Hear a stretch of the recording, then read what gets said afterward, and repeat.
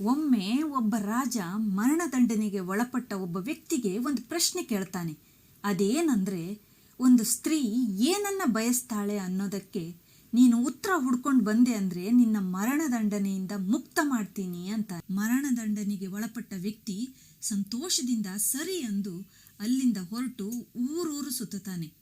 ಒಳ್ಳೊಳ್ಳೆ ಜ್ಞಾನಿಗಳನ್ನ, ಪಂಡಿತರನ್ನೆಲ್ಲ ಕೇಳ್ತಾನೆ. ಯಾರಿಂದಲೂ ಉತ್ತರ ಸಿಗದಾಗ ನಿರಾಶನಾಗಿ ದಾರಿಲಿ ಹೋಗ್ತಿರ್ಬೇಕಾದ್ರೆ ಒಬ್ಬ ಪ್ರಾಯದ ವ್ಯಕ್ತಿ ಒಬ್ರು ಕುಳಿತಿರುವುದು ಕಾಣಿಸುತ್ತೆ. ಅವರನ್ನ ಪ್ರಶ್ನೆ ಕೇಳ್ತಾನೆ. ಅವರು ಹೇಳ್ತಾರೆ, ನೀ ಕೇಳಿದ ಪ್ರಶ್ನೆಗೆ ಇಲ್ಲಿವರೆಗೆ ನನಗೂ ಉತ್ತರ ಸಿಗ್ಲಿಲ್ಲಪ್ಪ. ಆದ್ರೆ ಇಲ್ಲೇ ದೂರದಲ್ಲೊಂದು ಕಾಡಲ್ಲಿ ಒಬ್ಳ ರಾಕ್ಷಸಿ ಇದ್ದಾಳೆ. ಅವಳು ನಿನ್ನ ಪ್ರಶ್ನೆಗೆ ಖಂಡಿತ ಉತ್ತರ ಕೊಡ್ತಾಳೆ ಅಂತಾರೆ. ಅದನ್ನು ಕೇಳಿದ ವ್ಯಕ್ತಿ ಯೋಚಿಸ್ತಾನೆ.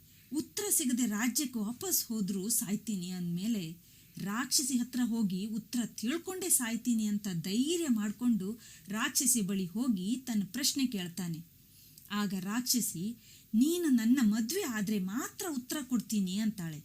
ಆಗ ವ್ಯಕ್ತಿ, ನನಗೆ ಸಾವು ಕಟ್ಟಿಟ್ಟ ಬುತ್ತಿ ಅಂದಮೇಲೆ ಮದುವೆಯಾಗಿ ಸಾಯ್ತೀನಿ ಅಂತ ರಾಕ್ಷಸಿಗೆ ಸರಿ ಅಂತ ಒಪ್ಕೋತಾನೆ. ಆತ ಒಪ್ಪಿದ್ದಕ್ಕೆ ಸಂತೋಷದಿಂದ ರಾಕ್ಷಸಿ, ನಿನಗಿನ್ನೊಂದು ಆಪ್ಷನ್ ಕೊಡ್ತೀನಿ, ನಾನು 12 ಗಂಟೆ ರಾಕ್ಷಸಿ ಆಗಿರ್ತೀನಿ, 12 ಗಂಟೆ ಸುಂದರ ಸ್ತ್ರೀ ಆಗಿರ್ತೀನಿ ಅಂತಾಳೆ.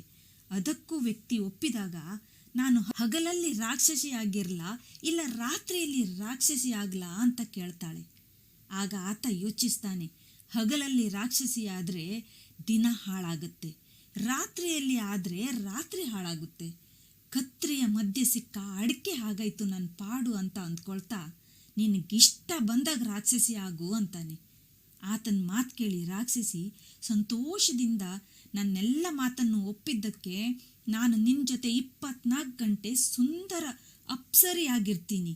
ಮತ್ತು ನಿನ್ನ ಪ್ರಶ್ನೆಗೆ ಉತ್ತರನೂ ಇದರಲ್ಲೇ ಇದೆ.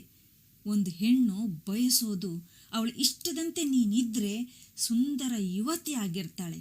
ಅವಳ ಇಷ್ಟಕ್ಕೆ ವಿರುದ್ಧವಾಗಿ ನೀನು ನಡ್ಕೊಂಡ್ರೆ ರಾಕ್ಷಸಿಯಾಗಿ ಪರಿವರ್ತನೆ ಆಗ್ತಾಳೆ.